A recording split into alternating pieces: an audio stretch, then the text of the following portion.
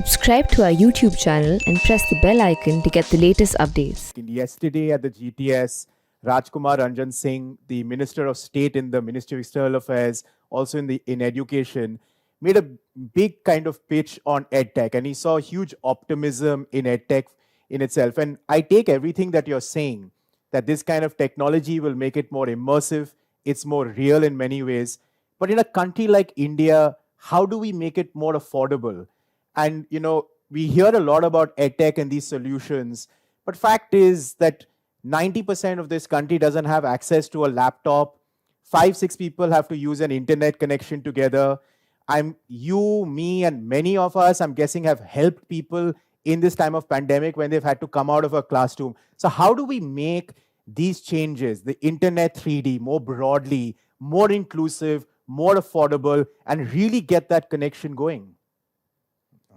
Yeah, and Rudra, and I apologize that I'm again referring to our age, but again circle back to 2012 or 2013 in India, when it was prohibitively expensive to own a smartphone. It was unimaginable to watch video on the internet because it was so expensive. I remember it used to cost, I think, $8 to stream an hour of video in 2013. Look at how much has changed in just 8 years. Today, you can get access to a very high quality smartphone for 2,000 or 3,000 rupees. Data, it's the cheapest in the world.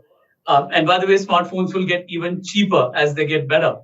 And we know that because we have well north of 700 million people online, a lot of them young folks, students, some of whose learning are happening on that mobile phone. It has already expanded access to high quality education in India just in the last 5 or 6 years. So I absolutely agree with you that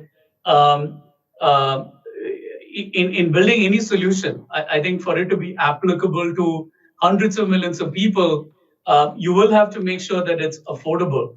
But what we have already learned in the evolution of the smartphone, and I think it'll happen in terms of the evolution of the headsets or other devices that provide the interface to the metaverse, is prices will come down pretty quickly as more and more people embrace it and as companies drive innovation in it.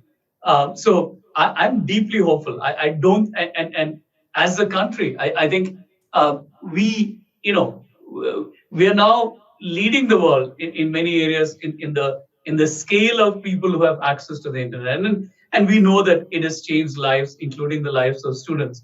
The second part to it, Rudra, is the opportunity for India is also the opportunity to shape the metaverse.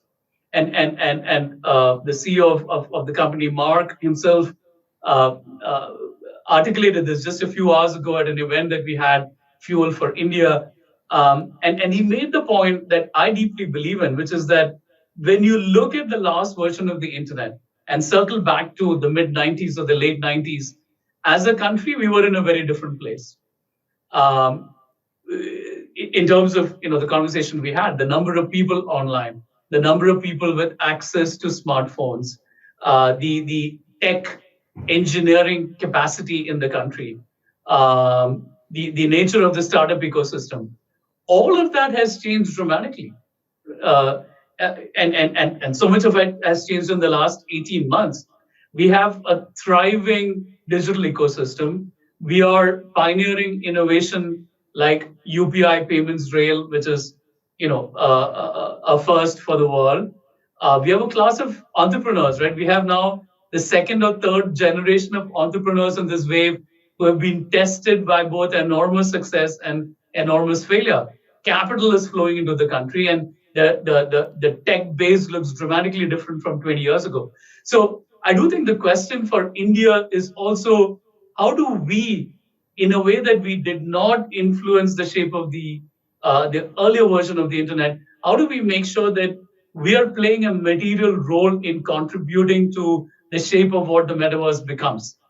Through our ideas, through our entrepreneurial energy, through our developers. And I think that opportunity to influence the outcome of what the metaverse will become globally is as much an opportunity as it is in terms of how many of these products and services will fundamentally expand opportunities for people inside the country as well.